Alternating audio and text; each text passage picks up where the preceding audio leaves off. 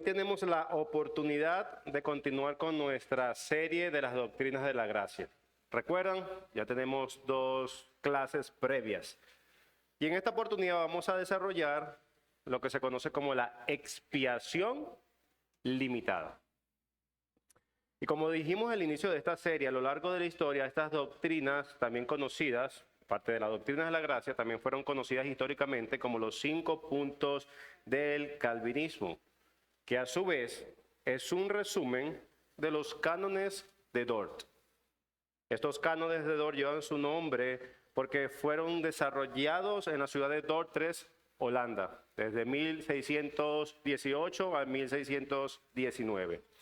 Y fue una respuesta a estos cánones con argumentación bíblica de una controversia teológica promovida por los remonstrantes, también conocido como los arminianos. Este grupo de arminianos tomaron las enseñanzas de su difunto maestro Jacobo Arminio, y simplemente estoy recordando. Si queremos profundizar más en el inicio de esto, tenemos que ir a las clases anteriores. Simplemente estoy conectando para que refresquemos la memoria. Este grupo de arminianos tomaron las enseñanzas de su difunto maestro Jacobo Arminio y formularon 5 puntos. 5 puntos que contradecían toda la ortodoxia bíblica hasta ese momento, específicamente en Holanda. Eso trajeron algo nuevo. La ortodoxia bíblica es, entendemos, que es lo que dice la palabra de Dios, y estos grupos, este grupo de personas, los arminianos, estaban proponiendo algo nuevo, que podríamos llamarlo una argumentación, una fraseología nueva, antibíblico, con la intención de introducir esta distorsión teológica en las iglesias reformadas de ese momento, empezando de Holanda hacia donde fuese, las cuales históricamente estas congregaciones reformadas confesaban y tenían un buen resumen sólido de la Escritura en la confesión belga y en el catecismo de Heidelberg. Ellos tenían, como la confesión de nosotros, ellos entendían que esa confesión y ese catecismo hacían un buen resumen de lo que decía la palabra de Dios. Siempre los cristianos hemos utilizado confesiones. Entonces la pregunta, o recordemos, ¿cuáles fueron esas distorsiones? Pues los 5 puntos del arminianismo eran los siguientes, solo para recordar. Punto número 1. El nuevo concepto del libre albedrío para ellos, y era este. Este punto enseñaba que el hombre, aunque es afectado por la caída de Adán, tenía la capacidad espiritual de escoger el bien espiritual. En otras palabras, según los arminianos, el hombre podía decidir por sus propios méritos o fuerzas cuándo ser salvado. El hombre tenía la capacidad de escoger el bien, porque presuponía que el hombre tenía cierto grado de pecado, pero también cierto grado de bondad. El segundo punto de los arminianos, o sea, la segunda distorsión, era la elección condicional. Y esta dice, Dios eligió a aquellas personas que Él vio que querían ser salvadas por medio de su libre albedrío. Lo que quiere decir es que Dios escoge después de saber que esta persona va a creer en mí, yo la escojo, dejando el centro la voluntad del hombre. La número 3, la redención universal. Y este punto enseñaba que Cristo murió para salvar a todos los hombres de la humanidad, solo si querían ser salvados. Dios murió, Cristo murió, es como si estuviese ahí dependiendo Cristo y bueno, quizás me provoque ser salvo, quizás no. Depende de mi voluntad. La número 4, la obra del Espíritu Santo en la regeneración está limitada por la voluntad humana. Y este punto enseñaba que el Espíritu Santo, cuando comienza la obra de atraer una persona a Cristo, puede ser resistido. O sea, el hombre puede resistir el poder del Espíritu. Eso es lo que estaban diciendo. Y el último, la caída de la gracia. Y este punto enseñaba que un hombre salvo podría perder su salvación al final si no perseveraba en sus buenas obras. O sea, yo podía ser salvado por Cristo y mañana podía dejar de ser salvo. Y después podía otra vez ser salvo y otra vez perder la salvación. Esas eran las 5 distorsiones o puntos del arminianismo. Y en respuesta a estos, ellos trataron de introducir al magistrado holandés estos puntos. Mira, esta es la teología nueva. En respuesta a esto, se convoca al Sínodo de Dort, desde 1618 al 19, donde se reunieron no solamente teólogos locales, sino ingleses, escoceses, para intentar comparar esta realidad, esta nueva doctrina, con la Biblia. Eso es lo que hicieron. Y se refuta cada uno de estos puntos con 5 puntos llamados los 5 puntos del calvinismo o el sínodo de Dort, los cánones de Dort. Y con estas clases no solamente recordaremos la historia, porque va a ser parte importante siempre recordar nuestras historias, sino la intención de esta clase, o la principal intención, es que podamos comprobar bíblicamente, no solamente porque es histórico, es real, sino probar bíblicamente que los remonstrantes, que los arminianos estaban equivocados. Así que en estas 2 clases anteriores, si se acuerdan, para los que vinieron, refutamos los 2 primeros puntos arminianos. El primer punto arminiano, el que asegura que el hombre podía salvarse cuando quisiera, lo refutamos de esta manera, explicando la total depravación. Eso es lo que explicamos en la primera clase, como se acuerdan. Y lo que aquí afirmamos en esta clase, de manera muy resumida, es lo siguiente: que la Biblia afirma que el hombre natural está muerto. ¿Qué quiere decir esto? Que si está muerto, él no puede ejercer absolutamente nada de su voluntad para buscar ser salvos o ser vivificados. Y pusimos el ejemplo, ¿se acuerdan de ese hombre que se acercaba a un cementerio y le hacían un ejemplo? Hey, a los muertos, levántate.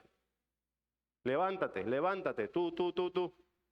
¿Qué pasó? Que ese hombre diciéndole que se levantaban los muertos, ¿iba a pasar algo? No.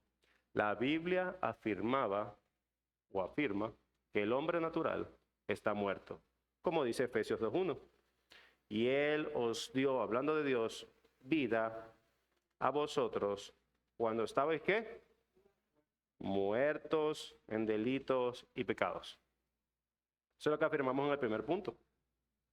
El segundo punto arminiano era el siguiente: que Dios sostiene que Dios elige a las personas para salvación basándose en su conocimiento, que va a creer. Esa persona en algún momento va a creer en mí, yo la elijo.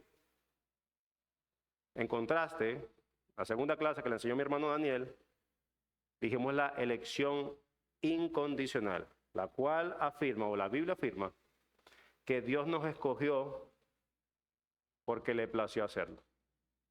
No porque nosotros hayamos hecho algo bueno. Dios le plació hacerlo. Efesios 1:4-5.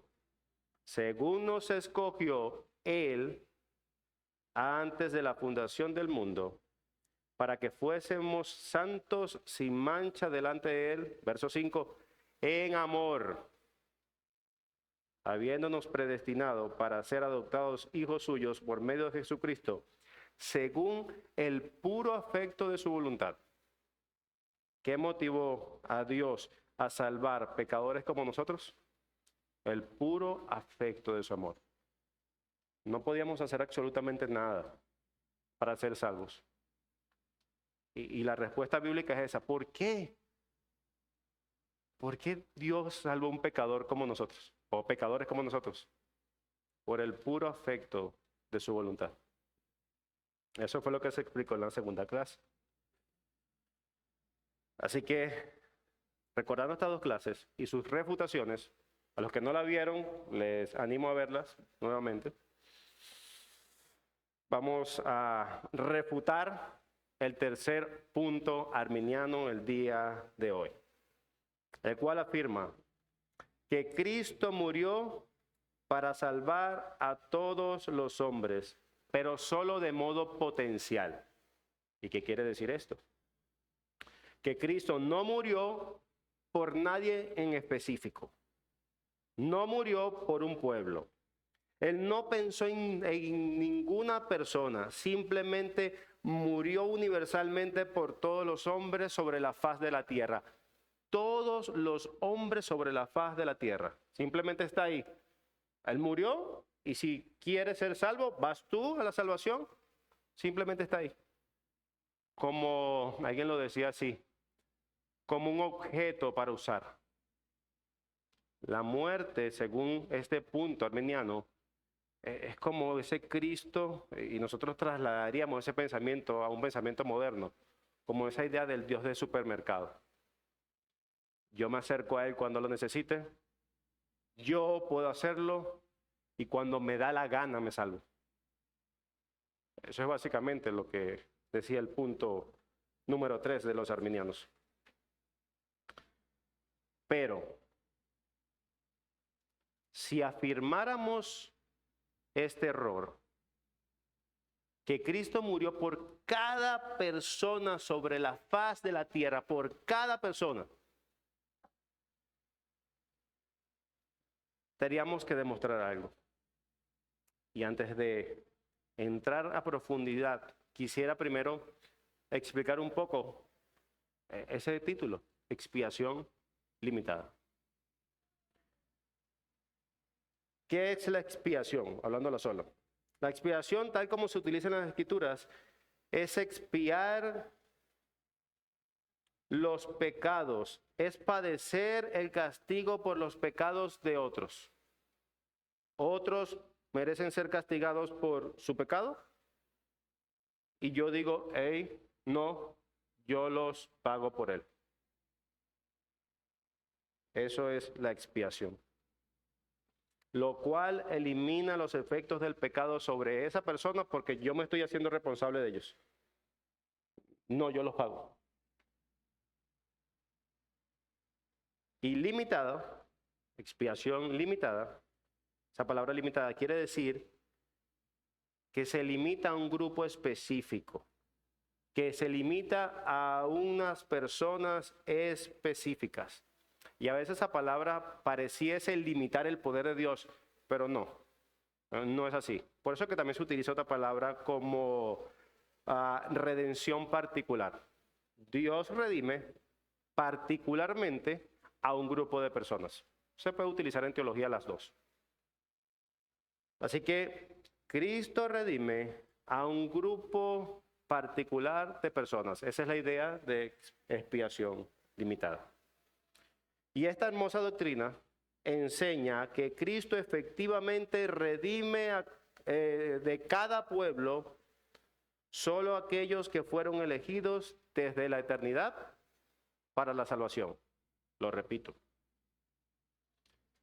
Enseña esta doctrina que Cristo efectivamente redime de cada pueblo, frase de la Biblia podemos decir, de cada tribu, lengua o nación, solo aquellos que fueron elegidos desde la eternidad para salvación. Lo que estamos afirmando es que Cristo murió por los suyos, por su pueblo, por sus ovejas, y no por todo el mundo como creen los arminianos o los remonstrantes. ¿Por qué? Porque si afirmamos que Cristo murió por todas las personas, tendríamos que afirmar ciertas cosas. Tendríamos que afirmar que Cristo, como murió por todas las personas, por cada persona sobre la faz de la tierra, actualmente y anteriormente, tendríamos que decir que Cristo murió por Esaú. Pero la palabra dice en Romanos 9:13, como dicen las Escrituras, amé a Jacob, pero rechacé o aborrecí a Esaú. Y nos deja sin excusa este tipo de texto. Ya va, pero estaban en la barriga. Ellos no habían hecho nada bueno y nada malo. Dios decidió amar a alguno y aborrecer a otro. Pero si decimos que Cristo murió por todas las personas, teníamos que decir que Cristo murió por los que aborrece. También tendríamos que afirmar que Cristo murió por el hijo de perdición. Si decimos que Cristo murió por todas las personas. Juan 17:12. Cuando lo estaba con ellos en el mundo, yo los guardaba en tu nombre, a los que me diste. Yo los guardé. Y ninguno de ellos se perdió, hablando de los suyos, sino solamente se perdió, sino el hijo de perdición. Se perdió. O aquellos que también cometen el pecado imperdonable. Si afirmamos que Cristo murió por todas las personas, tendríamos que decir que Cristo murió porque el que comete el pecado imperdonable. El que dice Mateo 12:32. A cualquiera que dijera alguna palabra contra el Hijo del Hombre le será perdonado, pero al que hable contra el Espíritu Santo no le será perdonado, ni en este siglo, ni en el venidero. ¿Sí me están entendiendo? ¿Sí me siguen? Si decimos que Cristo murió por todas las personas, estas son personas también. Tendríamos que decir que Cristo murió por Esaú, por el que cometió pecado imperdonable, por el hijo de perdición. Y entonces nuestra afirmación, la Biblia la está refutando. Entonces, ¿Cristo murió por ellos? Por supuesto que no. Es una refutación negativa. Y podríamos decir, ya va, un momento. Pero ¿qué hacemos con textos como dice Juan, capítulo 1, verso 29, que literalmente cita así? El siguiente día vio Juan a Jesús que venía a él. Y él dijo, he aquí el Cordero de Dios, que quita el pecado del mundo. Decía, ajá, mira, dice mundo, quita el pecado del mundo. Entonces nuestra presuposición, o sea, ideas preconcebidas anteriormente, llevan a asumir que ese texto dice, mira, el mundo habla de todas las personas, está claro. Está claro. Pues la palabra mundo aquí que se utiliza es cosmos, que significa universo, no todas las personas. Entonces, entendiendo que esa palabra significa cosmos, realmente el verso podría lucir así. Podríamos decir que este texto dice, he aquí está el Cordero que revierte, que quita el pecado que entró en el universo por Adán. He aquí el hombre, el que quita, el que recrea la creación. He aquí el Cordero. Charles Spurgeon decía, o explica, que nunca en ningún lugar de la Biblia la palabra mundo quiere decir todas las personas. Nunca. Él sigue diciendo, por ejemplo, Hechos 17:24, cuando dice, el Dios que hizo el mundo y todas las cosas que en él hay. Ese mundo también habla de cosmos, el universo. Juan 12:31, ahora es el juicio de este mundo. No está hablando de todas las personas, sino del sistema malvado. Aquí viene el juicio del mundo. El sistema malvado será juzgado. La palabra mundo. Juan 17:9, yo no ruego por ellos, no ruego por el mundo. Y lo que quiere decir, yo no ruego por los reprobados. Yo no ruego por los condenados, sino por los que tú me diste, Padre. Por eso ruego. Entonces, si entendemos que Cristo no murió por todas las personas, por cada persona del planeta Tierra, entonces, ¿por quién murió?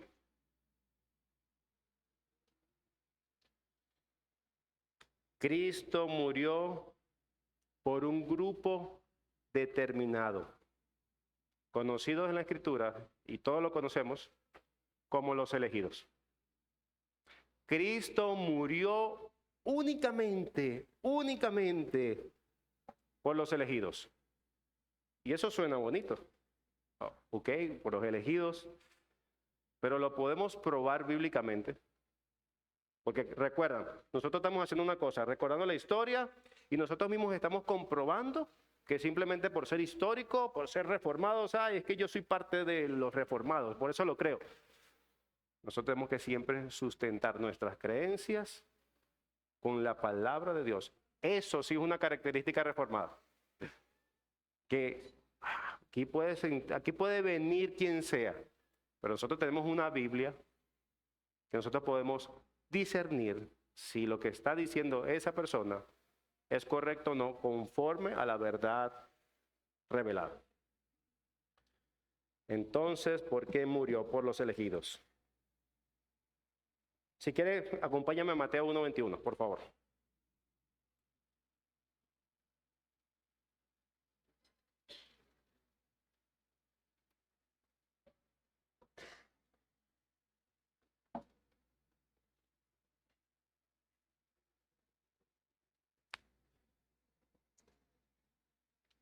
¿Están allí?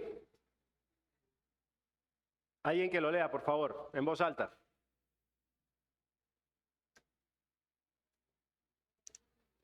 Mano Edward.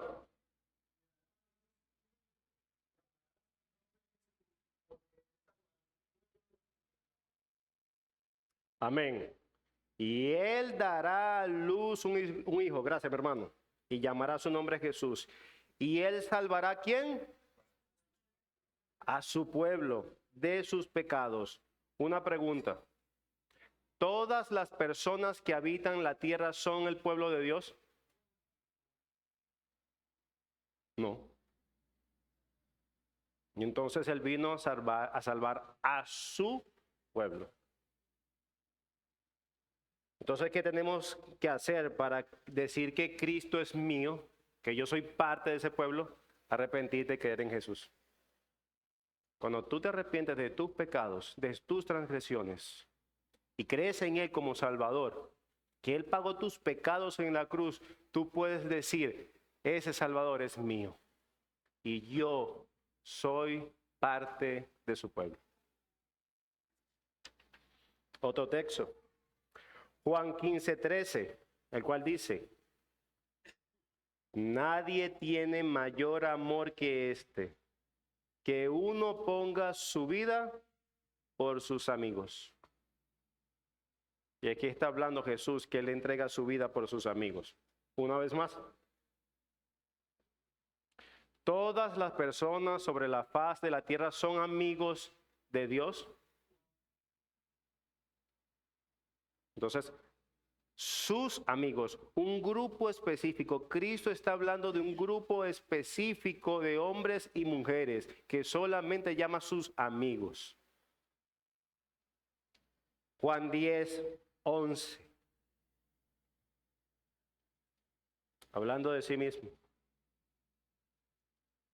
Yo soy el buen pastor. Y el buen pastor da su vida por las ovejas. Una vez más, y decir, mi hermano, ya estamos entendiendo el punto, quiero que estén seguros. ¿Todas las personas sobre la tierra son ovejas de Cristo? No. No, una vez más, un grupo específico.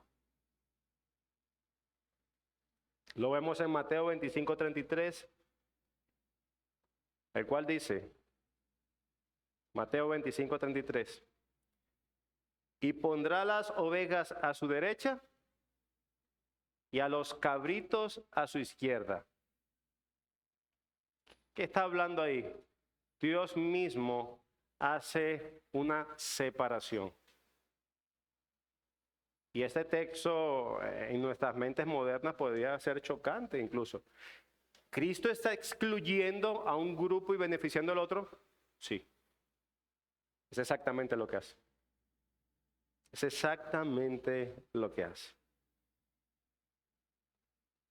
Efesios 5:25. Maridos, hablando del rol que tienen que cumplir los esposos en el matrimonio. Amad a vuestras mujeres así como Cristo amó a la iglesia y se entregó a sí mismo por ella. Y yo creo que esto es una conexión que es más evidente y pensamos así constantemente. Todas las personas sobre la faz de la tierra, les podemos decir, ella, él, todos pertenecen a la iglesia de Cristo. Todos. Pues Cristo pone de ejemplo que Él entregó su vida por su iglesia, por un grupo determinado de personas. Su iglesia. Él se entregó por su pueblo. Mateo 26:28. Porque esto es mi sangre, el nuevo pacto, que por muchos es derramada para remisión de pecados. Por muchos. ¿Dice todos ahí? Por muchos, no por todos. Mateo 1:21. Y dará a luz un hijo y llamará su nombre Jesús, porque él salvará a su pueblo de sus pecados. ¿De quién? Si le preguntaran, si pusiéramos este texto al revés, ¿de qué pecados va a salvarlos Jesús? Los de su pueblo. Solo los de su pueblo. Entonces, la idea de que Cristo murió por todas las personas que pisan o que pisan en este momento, que pisarán o que pisaron de la tierra, es inconsistente a la Escritura. Y hermanos, puedo seguir y seguir y seguir citando textos en su contexto para demostrar que solamente Cristo en su mente, antes de la fundación del mundo, siempre tuvo hombres y mujeres específicos por el cual morir. Alguien le decía una vez, se acercó a Calvino, pero Calvino, si yo no estoy seguro que soy un elegido, pero me he arrepentido de mis pecados, él le dice, si tú te has arrepentido de tus pecados y has creído en el Señor Jesucristo, Cristo nunca ha rechazado un corazón arrepentido y no va a pesar contigo hoy. Lo que quiere decir es que aunque una persona no pueda comprender intelectualmente, esto sigue siendo una realidad. El no creer en esta doctrina no invalida la doctrina que Dios sigue eligiéndolos. Si yo o cualquier persona se ha arrepentido bíblicamente, se ha arrepentido de sus pecados y ha creído que Cristo puede pagarlos y Él lo ha redimido, esa persona es un elegido. Ella lo sepa o lo crea, no importa, pero sigue siendo de este grupo, de su pueblo. De su pueblo. Y el pastor Angus Stewart, un escocés, describe un texto que ya leímos de manera un poco más profunda, que nos deja ver cómo el pensamiento arminiano era contradictorio con la Escritura, referente a la expiación limitada. Y él dice de esta manera lo explica. Pocas horas antes de la cruz y con la mira en su muerte, Cristo dice en Juan 17:9, yo ruego por ellos, no por el mundo. Ellos, su pueblo, no por el mundo, sino por los que me diste, porque tuyos son. Él sigue diciendo, si Jesús no hizo lo mínimo, que era orar por el mundo reprobado o condenado, eso era lo mínimo que podía hacer. ¿Cómo alguien puede creer que era algo mayor? como morir por los reprobados en el mundo, por los que no son su pueblo. Si no ora, ¿cómo alguien puede creer que va a morir por los que no son suyos? Si Cristo no oró por los impíos, según el contexto de este pasaje, los impíos eran los reprobados, que no eran su pueblo, es posible que haya muerto por un mundo impío.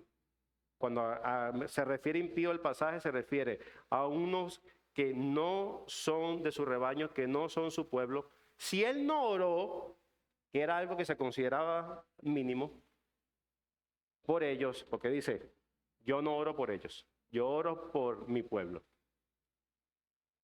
¿Cómo alguien va a pensar que va a morir por alguien que no ni siquiera oró? La oración de Cristo y su sacrificio solo son para unas personas particulares. O sea, está limitada a su pueblo, los suyos, por quienes me has dado. Entonces, esta oración no solo es positiva, los suyos. Él ora por los suyos, sino que también es exclusiva o excluyente. No oro por el mundo, no oro por los reprobados. Yo oro por los míos, no por los condenados. Yo oro por los que tú me diste, Padre, por mi pueblo. Así que, mis hermanos, podemos seguir citando y citando y citando, porque esto es una verdad que está en toda la Escritura. Así que afirmamos junto con la Biblia que Cristo no murió por todo el mundo o por todas las personas. Cristo murió por su pueblo, por sus amigos, por sus ovejas. Cristo murió nada más por su iglesia. Lo podemos probar bíblicamente abundantemente. Abundantemente, sí. Cristo murió por aquellos que se arrepienten y creen en Él. Cristo murió por sus elegidos. Esta es la doctrina de la expiación limitada. Expiación, recuerden, redención limitada, particular, por un grupo, por un pueblo. Cristo murió por su pueblo. Así que, mis hermanos, ¿qué tiene que llevarnos a pensar esta doctrina? Y yo creo que puede ser conectado con cada sermón que nosotros predicamos desde aquí. Es que ese hermoso Cristo, sublime, glorioso, grande, poderoso, murió por pecadores que se arrepienten como tú y como yo. Y eso es una seguridad gloriosa. Y tú te puedes preguntar, ¿lo merecía? ¿Un hombre pecador, una mujer pecadora? No. Pero ese plan vino antes incluso de la fundación del mundo. Dios te eligió, Dios ordenó absolutamente todas las cosas y en el momento que tú creíste, esa elección se hizo efectiva. El momento que tú te arrepentiste, ya en la mente de Dios, eso estaba pautado desde la eternidad. Así que esta doctrina debe animarte constantemente a pensar, hey, yo no merezco esto. Absolutamente no merezco esto. Que Dios no solamente me haya salvado, sino que me haya elegido a mí. Alguien decía, bueno, pero esta doctrina apaga el evangelismo. Yo digo que más bien la potencia. Porque como decía Spurgeon, nosotros no sabemos que los demás tienen un cartelito en la cabeza. Ah, este va a ser elegido, este no, este sí, este no. Para nada. Nos impulsa a que todos conozcan y se arrepientan de su pecado. Porque deseamos que todos respondan a la libre oferta del evangelio. Así que no hacemos un tesoro para nosotros mismos, sino como dice la palabra, ese tesoro tú lo quieres compartir con la humanidad. Y nosotros somos parte integral como iglesia de sostener esta doctrina tan preciosa que nos anima a ir más allá constantemente, que Dios haya muerto por pecadores. Yo digo que ese es el mensaje que tenemos que tatuar en nuestras, o tallar en nuestras casas todos los días. Y abajo de eso, un espejo. Murió por ti. Hermanos, esto es una hermosa doctrina que nos quita también un peso de nosotros de encima, sabiendo que solamente el Señor pudo lograr limitadamente, particularmente a un pueblo el cual tú y yo pertenecemos. Atesora esa verdad. Atesóralo. Permítame orar.